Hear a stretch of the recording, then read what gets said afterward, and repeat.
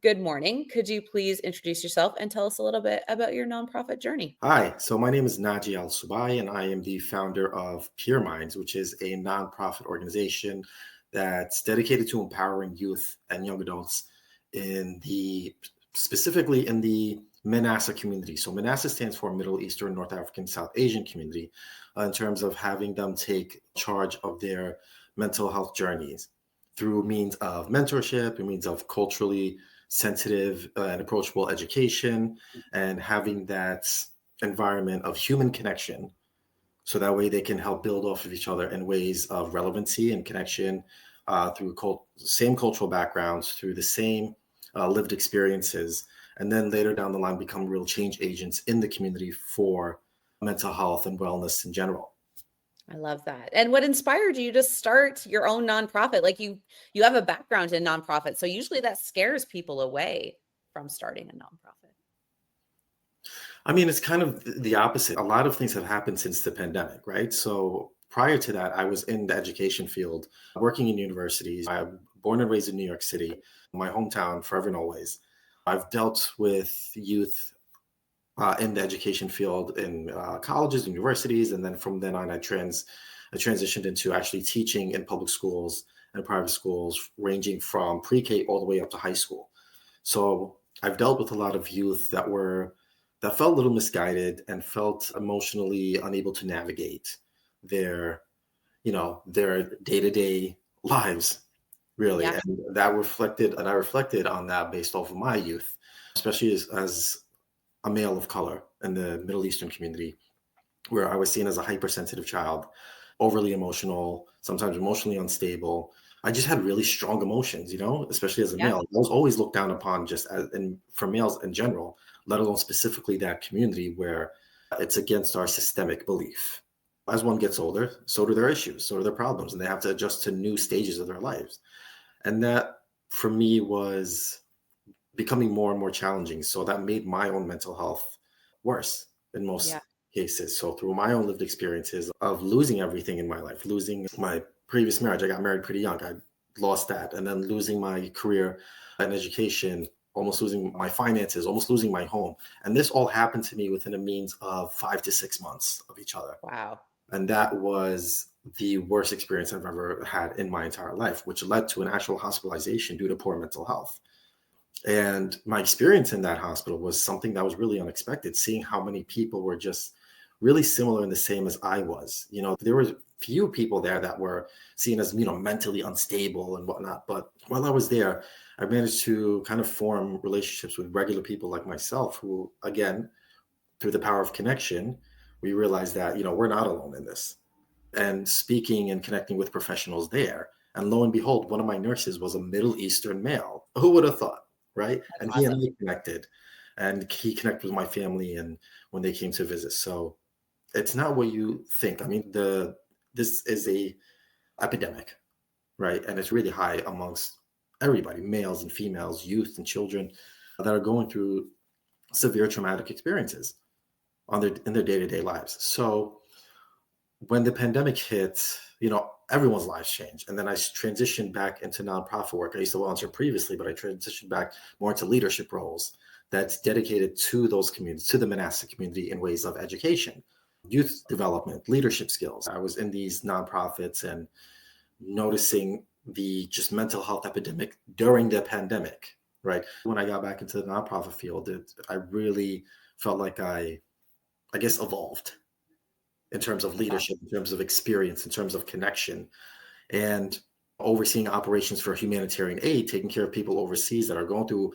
their own issues, that are going through conflict, famine, poverty, medical issues, wars. To the other side, here locally and nationally, overseeing educational programs for the same types of communities.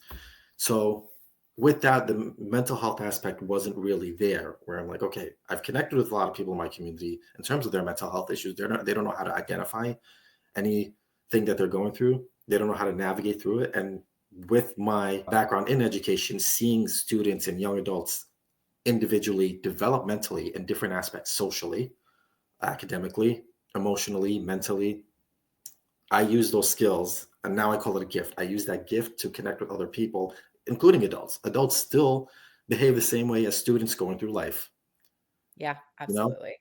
So Yeah. true. So that's how I connect with people. And then I realized that again, the mental health epidemic was not being addressed within that particular community until there was a very small little coalition that reached out to me. Somebody who was a friend of mine reached out to me and said, "Hey, I think you would really benefit from this. Go ahead and join it." This was a few years ago. So I said, okay.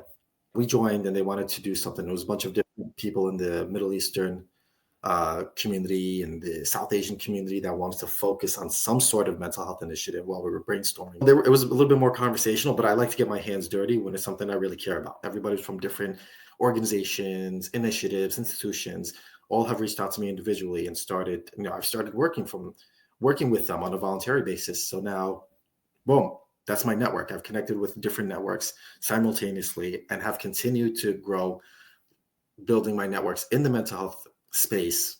So that's my story. That's where we are today. Peerminds is still a fairly new organization, and I'm really excited to see where we can do with that, what I can do with that in terms of something that's from the heart, something I really love.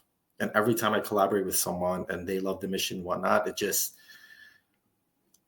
I feel like what's the word I'm looking for? I'm on cloud nine. I start flying. I think there's something very special about those of us who love building community when you can see it in action. It's like just the best feeling, right? Like my husband always laughs at me where he goes, "You're just wound up on Thursday nights." You're like, "Wow," because it's Hive Chat day. And I get all these like lovely humans who not only do I get to talk to a bunch of people because I usually take 3 chats, but I also get like people messaging me afterwards being like, "That was such a great match," right? And I think you can kind of see the groundswell, and that's so important. And everyone's going to have a different story, different background. It's true in the nonprofit Hive, and I'm sure it'll be true in the Peerminds community of why they're here, why they join. But that alignment piece, right? Being in alignment with the other people who are part of it, even though your stories brought you there differently, is very cool to grow community. I love what you're doing. It's so awesome. Thank you. I love that you love it. And I love that I wanted to make it something unique. And the keyword here is building. So being a part of other startup nonprofits has given me that skill set and that knowledge and that experience to understand what it takes to kind of build something from scratch. But even then on from that experience, it was still a learning experience for me too. I'm Yeah. a lifelong learner. I'm a student of life. Yeah. As we all should be. We are students of life. We're not experiencing every little thing. And I love connecting with people who specialize in different experiences to help educate me and for me to help educate the people around me. I don't like being as what they call now a gatekeeper. I don't like to gatekeep all this, information, whatnot for myself, because it's very selfish at the end of the day. It's very selfish. And there are people out there that are really struggling that Yeah. need something like this, whether it be a minuscule struggle or whether it be something that's really crucial and critical for that. So Absolutely. yeah, and like I said, I love the unique concept that I came with it because of my own experiences, and that's what I guess what's attracting a lot of people towards it in terms of like collaborations and getting to know more about it. So yeah, I'm Great. really proud of it. There's still a long way to go. Yeah. Hey, having a team is so Yeah. important. So what's your favorite part? I mean, I specific potentially to your work with Peerminds, but you've been in this sector for quite a while. Like what do you love about working in nonprofit? Honestly, one thing I do enjoy is that unlike for profits and businesses, nonprofits actually work together. There's that collaborative feeling of working with other nonprofits in a way to help balance each other's services for the community, right? And I've done that before in my previous nonprofit roles where it's an easier process than to have, let's say, for profits that are interested in working with each other and whatnot. I love that. I love collaborating with other nonprofits and connecting with them in terms of community outreach, in terms of spreading awareness, or just particular projects overseas to help. And that's the key word here, is just to really help those in need, right? And providing, whether it could be a variety of services, anything, it could be education, humanitarian aid, it could be health, it could be any of that stuff. So there's a wide variety of that a lot of people can explore. That's great. That's wonderful. Challenges in this sector as you build out your own nonprofit and you start from the ground floor. What are you finding some of the I think in my own experience, the challenges is understanding what to prioritize first and knowing that you can't do everything at the same time. And unfortunately, I'm still in that space right now where I'm trying to do everything at the same time. If you see the list that I have to do for Peerminds now, it's so scattered. We're like, I got to do this and I got to do that. I got to do that. But in Yeah. terms of really, I guess, sequentializing it to get it to where it needs to go and having to focus at a time. But like, and it's a startup. It's a new organization, it's a new startup. You got to continue building from the ground up. Yeah. And Yep. yeah, so It takes, and at the beginning, and you were one of our first very beginning of our Hive members, it's a lot of the passion comes down to you, the person who's starting it. I don't know if you've ever seen, or there's a video of it, but there's also like articles about this idea of being like the first person up dancing, right? That's mm, terrifying. It is a real thing to get up and be the first, right? And but someone has to start something, and it's sometimes surprising how quickly, when you're the first person up, others will come and do it. But it takes time, it takes a lot of energy and sustained passion when you're wearing all the hats for all the roles and having to like context switch between okay, well, right now I'm a marketer, and then, oh, wait, looks like I'm operations, and I'm also welcome wagon, and I have 500 emails that mhm. apparently didn't make the cut this week, and now it's Sunday, and I'm answering emails, right? It's a big job. Yeah, it is a big job, wearing different roles um, for an organization. It's one of the things that I also find challenging is especially in the beginning phase, you're going to face a lot of burnout, right? Yeah, And if we're being totally honest, I've had moments where, as much as this means to me, I've had moments where I'm like, I don't know if I can just continue doing this. This is a lot to do, and I'm doing everything myself. It's hard to find the right help out there for you. And, it's fighting that inner demon, and yeah, you're fighting that, like, this is a need. You, you're not where you wanted to be right now, but you're not where you used to be. yeah.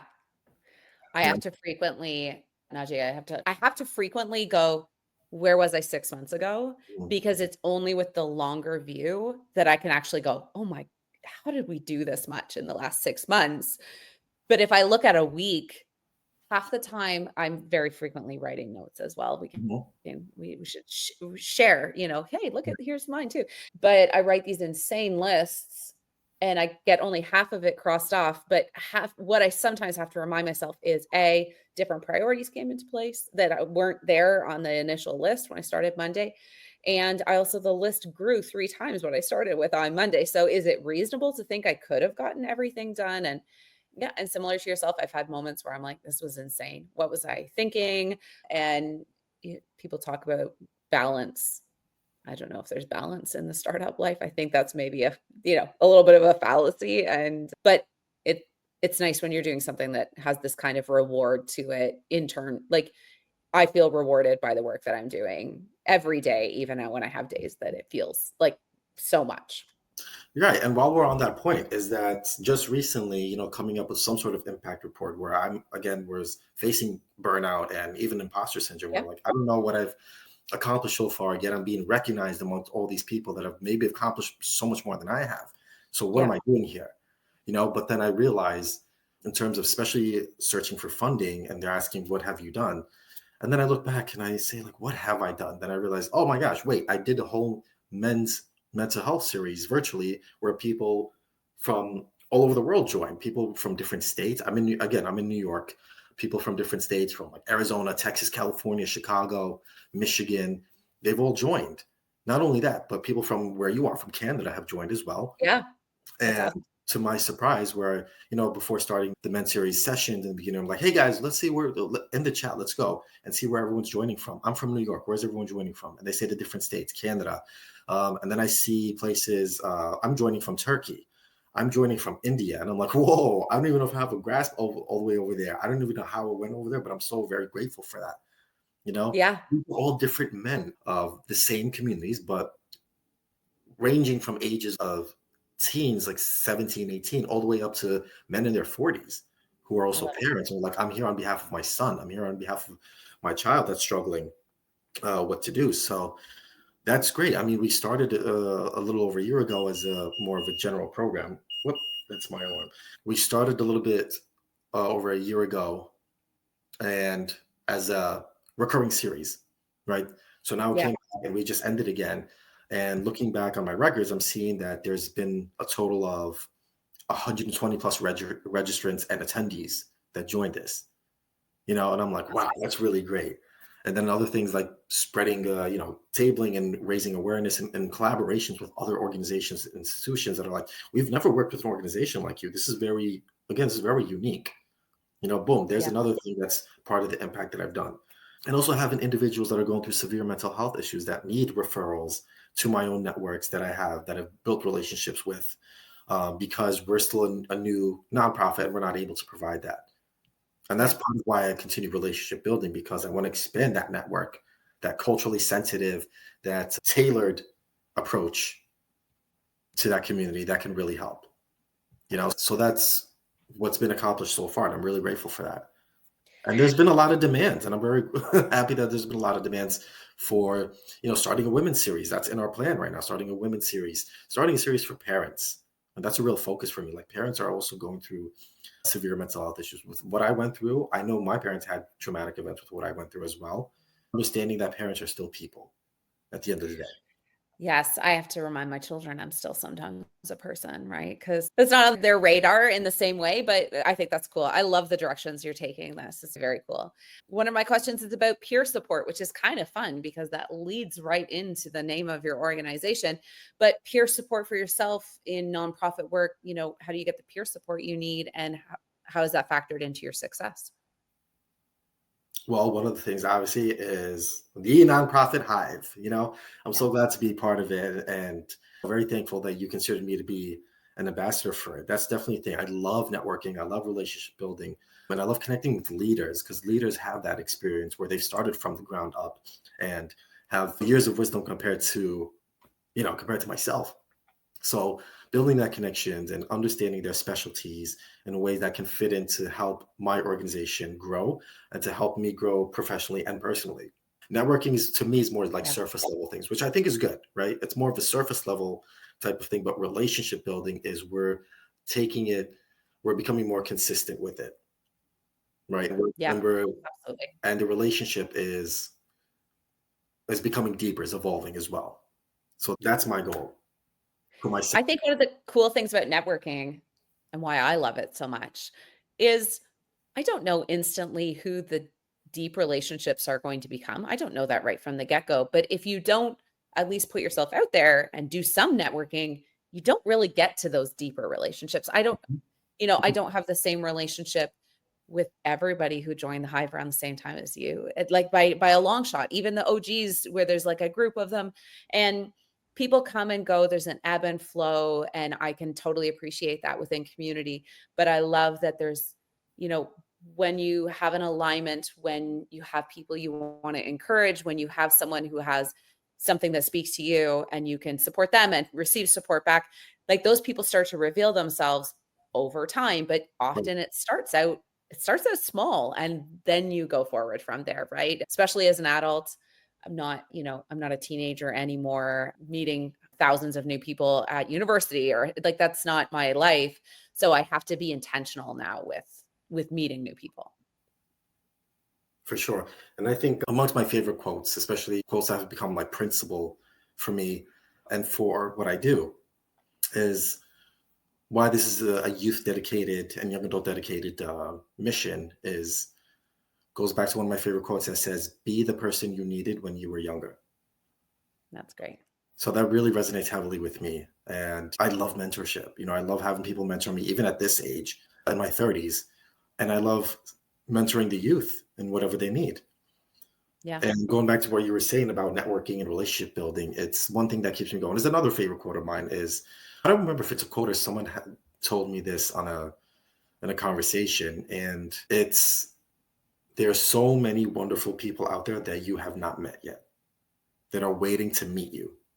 Yeah. I So love that. when I think of that, I'm like, okay, great. I mean, this is what's gotten me so far here, because I've met so many wonderful people. I met hundreds of amazing people and continue to grow my network and friendships. and all of that. It's a really great thing. And going back to the nonprofit Hive, that's why I joined, because I knew I felt something when you first launched it. I was like, there's something special about this thing. I want to be Nice. part of it. And lo Yeah. and behold, look where we are now, over a year later, and you've got thousands of people. It's been a wild ride, my friend, but I feel like the same thing, yes, there's some right time, right place, but I think sometimes it's also getting the right people in the room and people who care, and so I see the same success headed your way for Peerminds. I'm so glad you started this. This is just such a cool nonprofit, and love the origin story. How can people follow up with you? Where should they go to find you, get in touch after this interview? Yeah, so you'll find me on LinkedIn under my name, Nagi Alsubai. Facebook and LinkedIn, Pure Minds. It's just Pure Minds, so you can look at that. And on Instagram, it is at Pure Minds Mentors. Peerminds mentors. Amazing. Well, this was so great. Thank you for doing this with me. And I know I've been following along with your journey from day one, but I feel like there's going to be a whole bunch more people just thinking this is an amazing offer and an amazing community. And I just can't wait to see it grow. Thank you so much, Tasha. Honestly, on a personal level, thank you for being a genuine supporter of this and a genuine supporter of me personally. So I'm so thankful and so grateful to be part of the nonprofit Hive.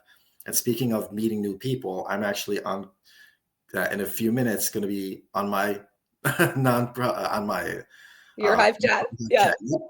I'm going It's to a see great day. you It's for a the great next. day. It's a great day. It is indeed.